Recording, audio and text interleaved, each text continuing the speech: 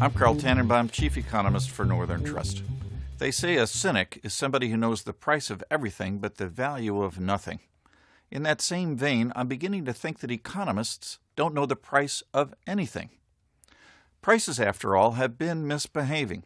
Despite a long global expansion, inflation around the world remains very modest, well below central bank targets. Why is this happening?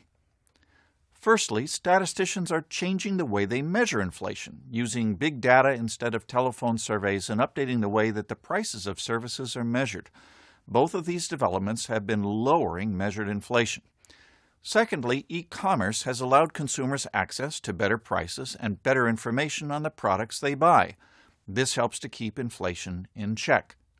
In response to this, firms have upped their efforts to become more efficient.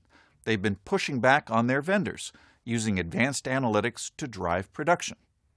Thirdly, labor has less leverage than it used to, as union membership declines and automation advances. The aging of populations also plays into this, as older workers are much less likely to shop around for better pay. And finally, the commitment of central banks to containing inflation over the past few decades has reduced inflation expectations, which is an important determinant of movements in the price level. Does this mean that inflation will never respond to supply and demand again? Well, I'm cynical of that conclusion. Normal cyclical patterns still exist. They've just been blunted by a series of secular developments. How these two forces interact will make for interesting viewing in the years ahead. And that's the view from here.